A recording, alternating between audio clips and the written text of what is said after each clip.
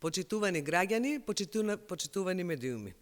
Борбата против загадувањето мора да стане приоритет на власта, која целосно ги игнорира и не превзема никакви мерки.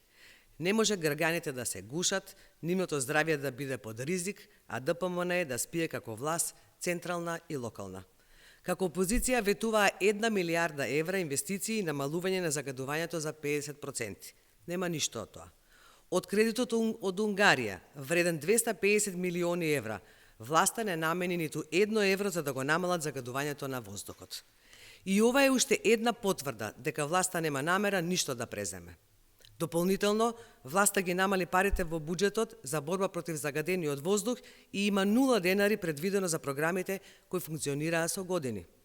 Исто и со градоначалниците на ВМРО ДПМН, кои за 3 години не преземаа ништо и понатаму не превзимаат ништо, а локалната власт има широки ингеренции. За споредба, владата на СДСМ и локалната власт предводена од СДСМ преземаше низа мерки во борба против загадувањето на воздухот и тие мерки допринесоа за намалување на концентрациите на штетните PM2,5 и 10 честички на годишно ниво.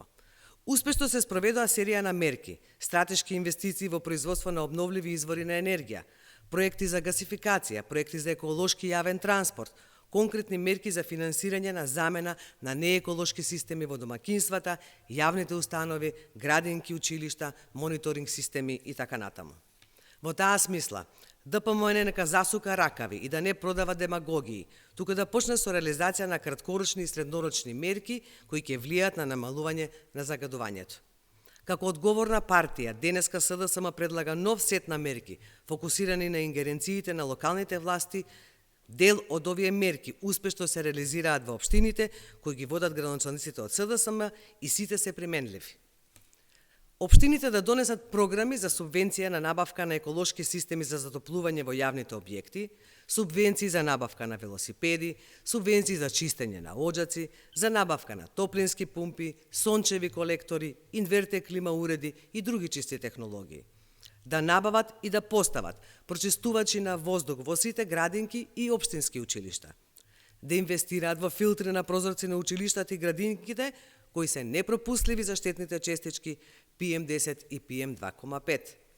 Општините да им помогнат на социјално загрозените семејства при набавка на енерген за затоплување, посебна програма за субвенционирање.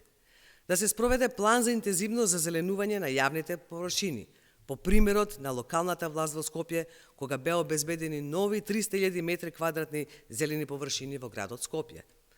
Во Скопје конкретно да се набават нови еколошки автобуси за град Скопје. 25 пати не е донесена одлуката за набавка на нови екоавтобуси за град Скопје на Совет, затоа што советниците на ДПМН гласаа против. Да се вршат редовни контроли на инсталациите со Б интегрирана дозвола и контрола на градилиштата, дали изведувачите спроведуваат мерки за миење на тркалата на нивните возила, интензивно миење на улиците, редовно собирање на отпадот и чистење на дивите депонии од страна на јавните комунални предпријатија. Да се започне постапката за носење на закон за комунална полиција, а не истиот да се користи како популизам. Локалните власти на граѓаните да набавуваат еколошко, така наречено суво дрво за огрев. Почитувани, борбата против загадениот воздух е долг процес кој бара континуирана посветеност, стратешки и конкретни мерки од власта и институциите за намалување на загадувањето. Локалната и централната власт на ДПМН нека ги прифати предлог мерките на СДСМ и нека ги реализира во целост. Ви благодарам.